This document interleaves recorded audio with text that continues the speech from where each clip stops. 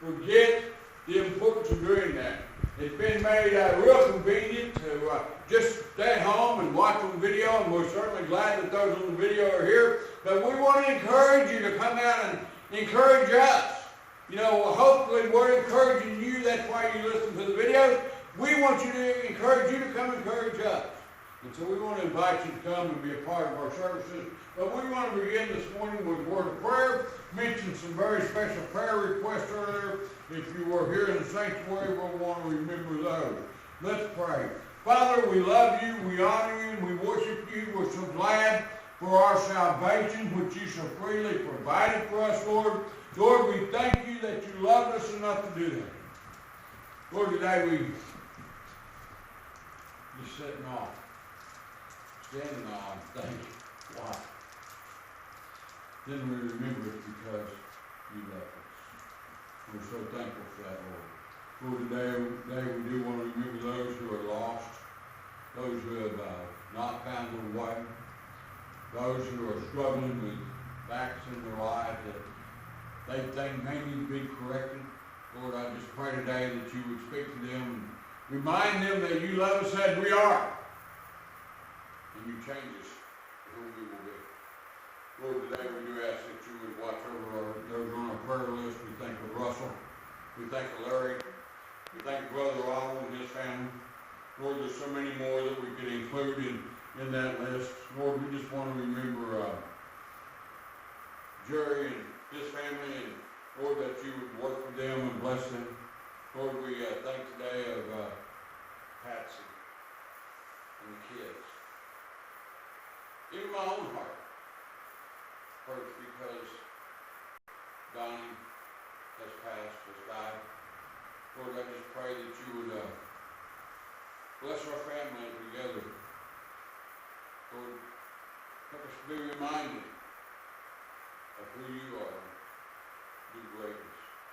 Lord, today we do ask that you would be with the family that's closer to him. I thank her, Becky. Lord, it's her dad. Lord, I just ask that you would be with Becky today. Lord, today I also want to ask you to come and join us.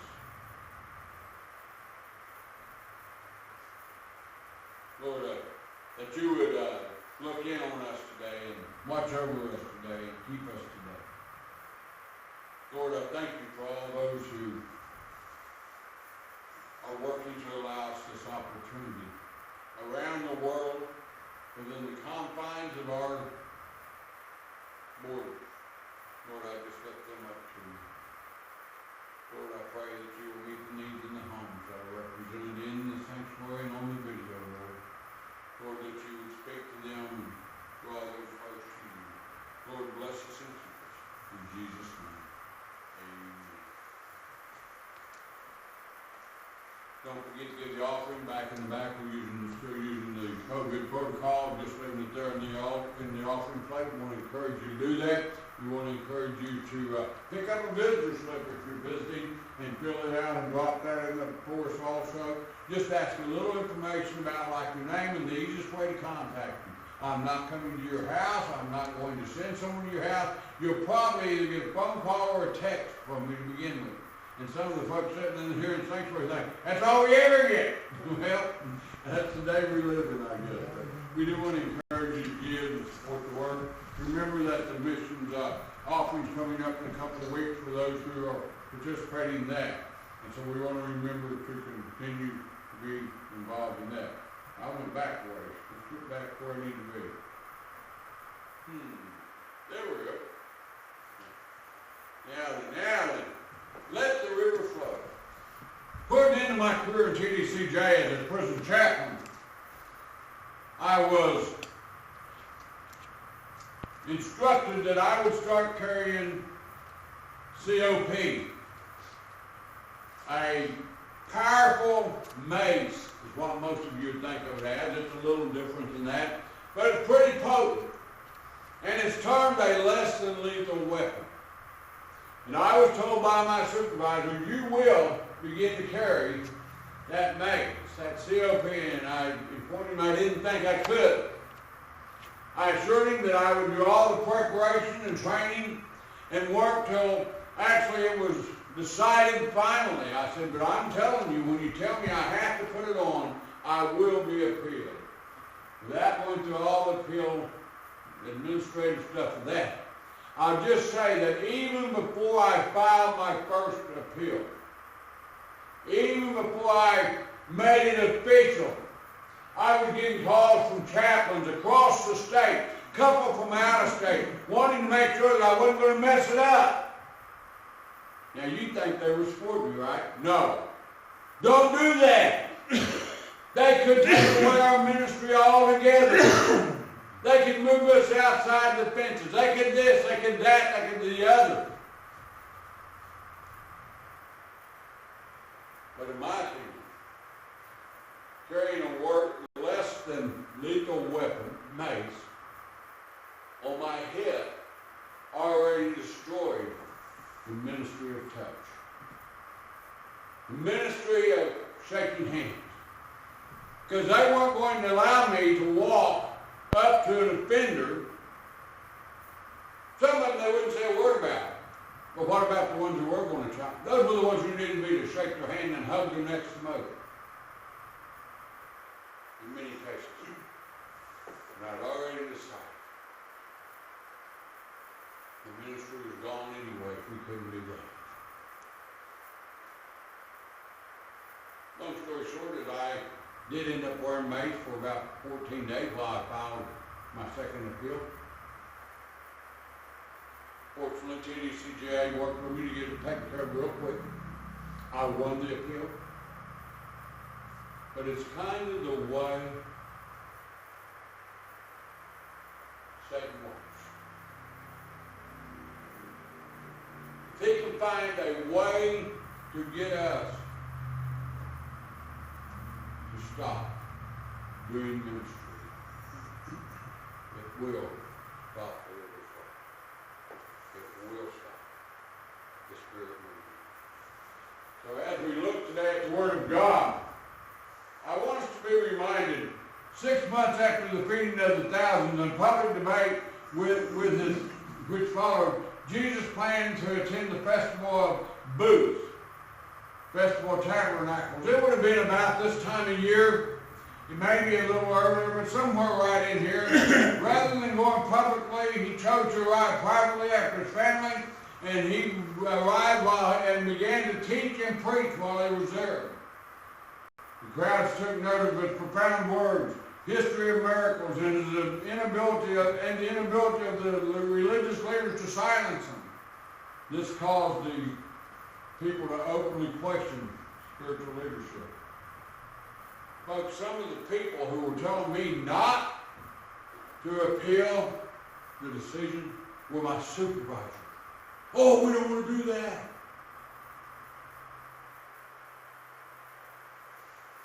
Think about it. Brother Ronald, sometimes we shake hands, don't we? I wouldn't be able to shake your hand if you was an offender and I was wearing gas. How much ministry is that? What about the guy who comes in and he's broken hearted because his mama died? But I had leaders in the Christian community saying, oh, don't do that.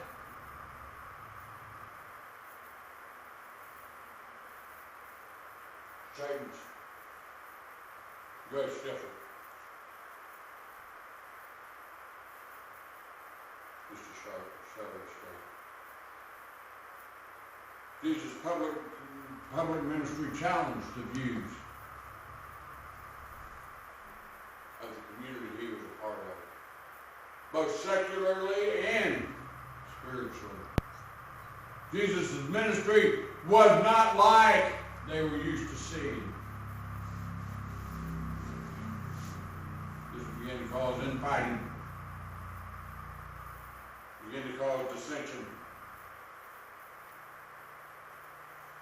The religious leaders attempted to arrest Jesus, but the officers were so impressed by his words that they leave him alone.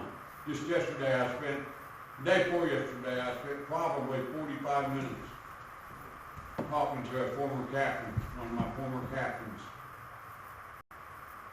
I won't go into comments except to say that it wasn't just TDCJ, we were friends. And that's not always possible between chaplains and captains. But we were. As we begin to read the Word of God today, we'll start with John chapter 7, verse 37. On the last day, that great day of the feast, Jesus stood and cried out, saying, "If anyone thirst, let him come to me and drink." So the first thing we see this morning is that Jesus said, "Let the river fill." Let the river fill you. Let the water fill you. Jesus is referring to water throughout the Scriptures. If you remember, it talks about the living water. It talks about different waters. And Jesus is referring to the water of the Holy Spirit. He's referring to himself in this case. He didn't say, "Go see the Holy Spirit." He said, "Let them come unto me." Jesus was referring to salvation. Jesus was saying, "I want to help you." You know, we talked about Jesus in the wilderness early. Many people continue to die of thirst before you die of starvation most every time.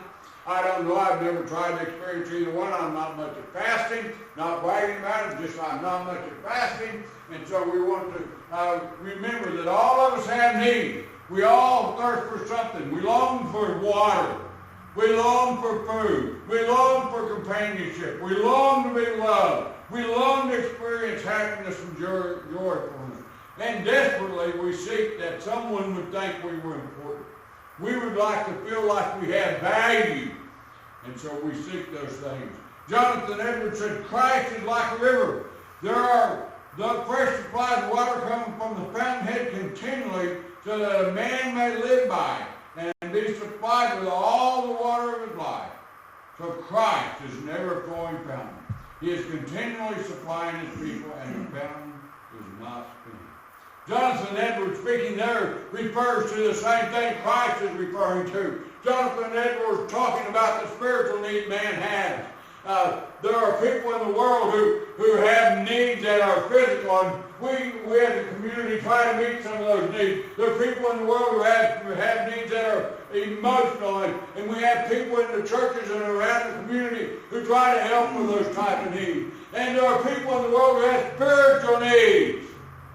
All of us have spiritual needs, and we need to remember the importance of having them met. Jesus said, "Come unto me." Unfortunately, not everyone does that.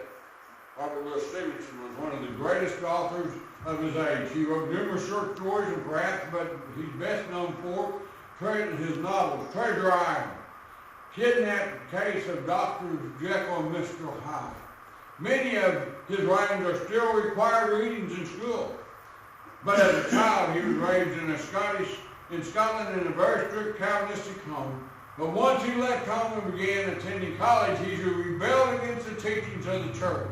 He called Christianity, this is a quote from Robert Louis Stevenson, "the deadliest gag and wet blanket that can be laid upon a man." Robert Louis Stevenson. In adopting a thirdly worldview, he called himself a youthful atheist. But as he grew older, he began to have, as he described it, doubts about his doubts. Have you ever been there?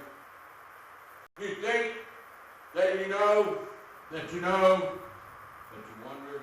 that you doubt, I've been there. Robert Louis Stevenson was there. He came to see that for all his claim to wisdom, the world had no satisfying answers to the deepest questions of his life. And thus, because the world couldn't satisfy the thirst in his life, he returned to God.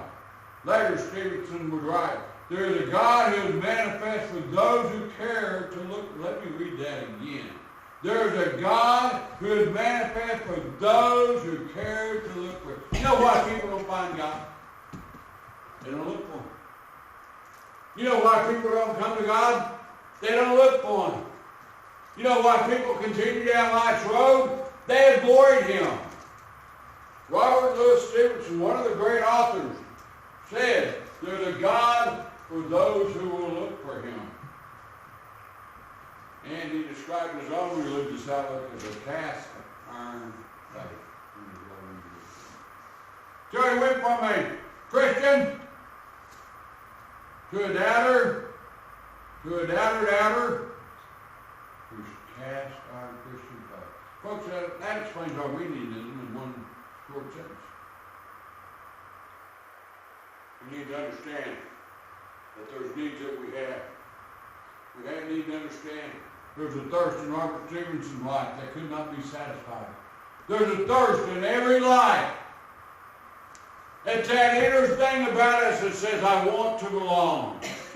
I want to feel important. And it doesn't matter if you're the prostitute on the street, if you're the forgotten child in the home, or if you're the bank president of the United States. There's that thing about us that says, I want to be loved, I want to be cared about. And Jesus says, come on here. Be filled. Let the river fill. You and those around you. Jesus was in Jerusalem during the feast. During this long celebration, Israel remembered the intervention of God during their wanderings in the wilderness as described in the book of Exodus. As part of this holiday, priests would carry water from the pool of Siloam to the altar, remembering God's provision of water for Israel. The great day of the feast is the great day. The last day is the great day when the priest would recite Psalms 118:25 while making 7 circuits around the altar. This backdrop is critical for understanding the word that Jesus spoke. They were walking around the altar, carrying this water, being reminded of God's intervention in their life, God's provision for them while they were in the desert. And Jesus says, if any man thirst, let him come to me. Now, if I'd have been a priest, I'd have probably got mad then too. I mean, think about it. The water I've been carrying around here for years just ain't no value. But that's not what Jesus thought. He who believes in me, as the scripture has said, out of his heart will flow rivers of living water. So let's let the rivers flow. Read that again.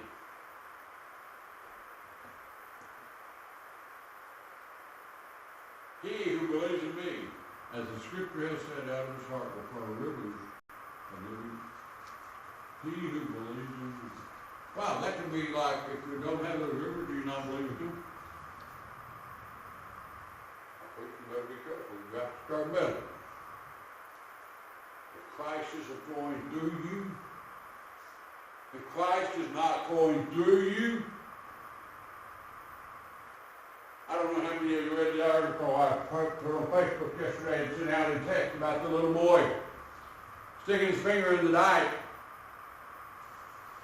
Christ says, come to me for water, then the water should flow through you. If the water's not flowing, got to ask why not. Does your job stop it? I was in a job where I wasn't supposed to mention God directly to someone who wasn't in my chapel service. Or Jesus, like to mention God. To come to chapel was open game, but if they were there for a visit, for a phone call, or for other business, I had to be very careful.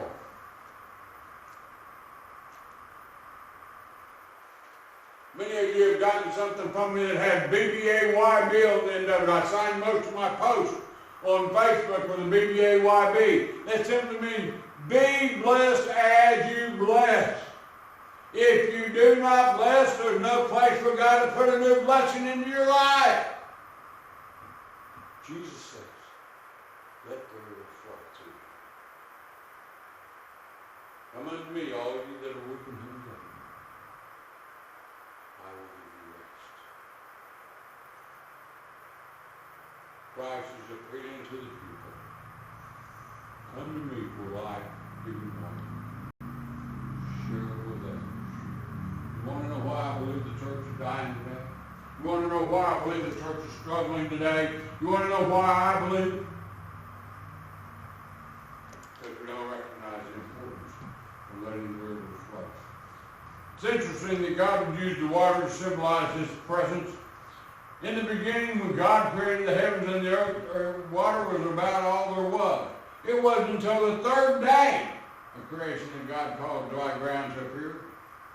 And to this day, 70% of the earth is covered by wastewater, with one of the main elements used in God, covered by water, not wastewater, by water was one of the main elements God used in creation.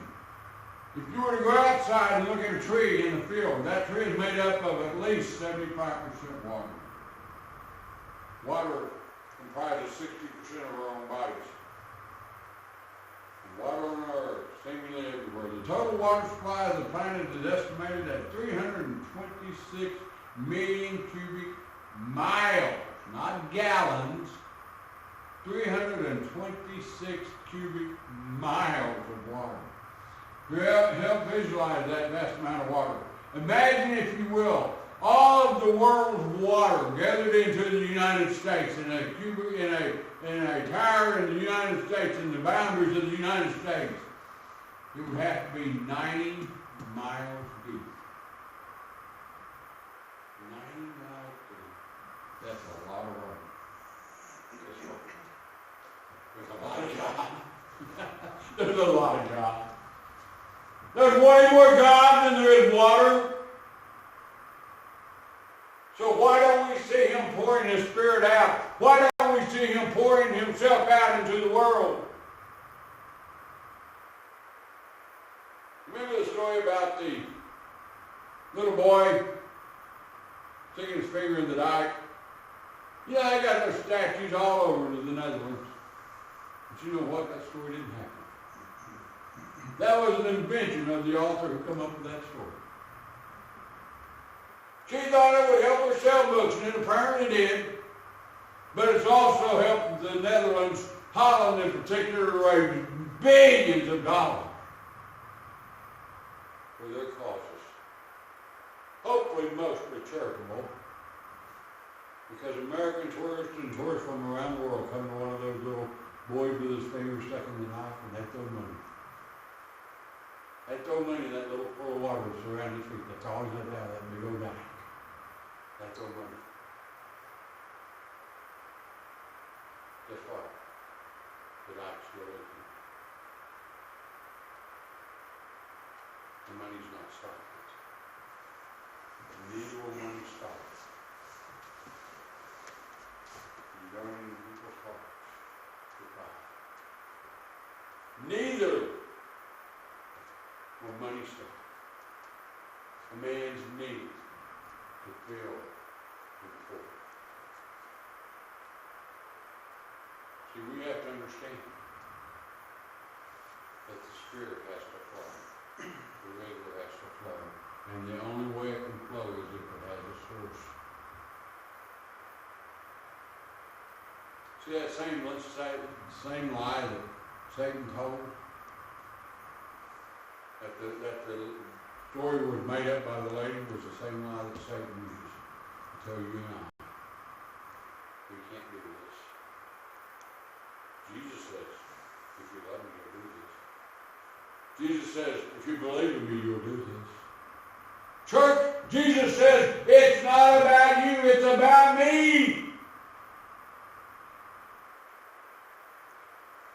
And because we don't do it the way that so-and-so says, it's not done right.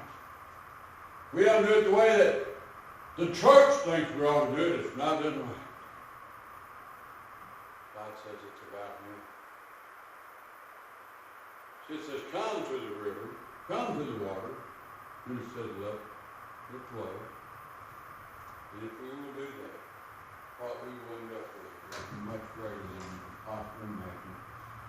If we will do that. But this He spoke concerning the Spirit, whom those believing in Him would receive. For the Holy Spirit was not yet given, because Jesus was not yet glorified. Just a couple of things I want to point out here real quick as we look at this. First thing I want to point out is that He spoke of the Spirit. But you know what? Up at the top He didn't say, in verse 37, He said, if anyone drinks, let him come to the Spirit and drink. He says, come to me. Why do you mean like God, He and the Spirit are the same? Wow!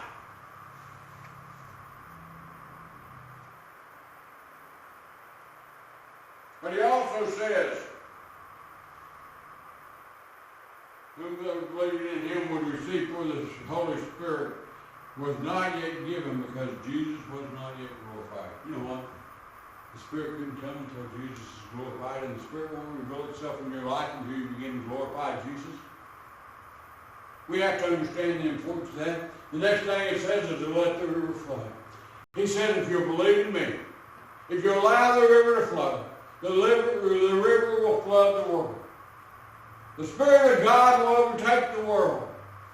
And how far will it be outreaching? It depends on how on us. If we stop the flow, the Spirit can't go. Do I need to repeat that? That sounds good. If we stop the... I didn't know the point. That wasn't in my notes, folks. But we have to understand. The only way the Spirit can work on this earth is if one of us are his lips, his hands, his feet, his mechanic. I've got a cousin who needs a car worked on so bad and she can't afford it. Someone out there can work on her car. It's not here in Decatur, so. You know what? You have a gift too. I can just think about my cousin. I don't call her name. Just sit and think about her. But you have a gift too. Maybe your gift is as an administrator. Maybe your gift is as a cook. We were talking about me coming in for the funeral and getting there tomorrow afternoon and me being there. And I'll probably take like pizza or Subway sandwiches or something out to the family. Because that's what we do, isn't it? Well, obviously I'm not going to have an oven with me or a fry later with me, so I'm going to have to go buy.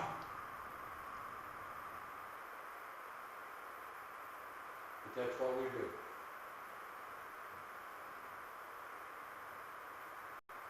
Jesus says, come to me. If you're thirsty, come to me. He says, let the water flow to you. And let the Holy Spirit come to supply. God's just waiting on you and I. He's waiting on you and I. And I'm not talking about a bunch of frivolous just throwing money and things away at problems. Because that's not going to solve it. If you think $3 trillion is going to solve the crisis in this country, you're a fool.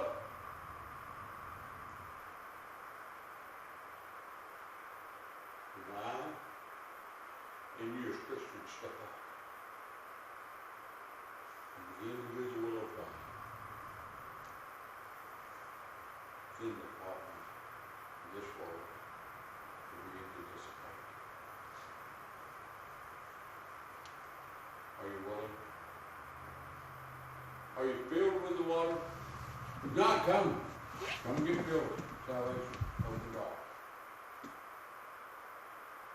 Are you letting it flow? Or are you like that little boy? And you can't do it turning on water without the boy in bed joke, right? Dad, bring me a drink. No, you had your chance. Dad, please bring me a drink. No, you had your chance. Dad, please, I'm thirsty. I'm going to come in there and spank you. Well, when you do, will you bring me a drink? Well, Christ is kind of spanking our country and our world today.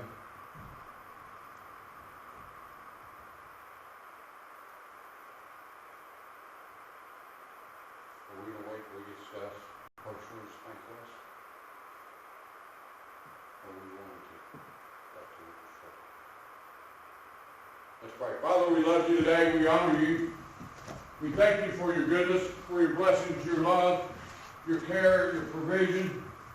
Lord, we pray now that you would use this as a time of reconciliation, a time of reconsideration. Lord, that you would cause us to ask, am I thou or close?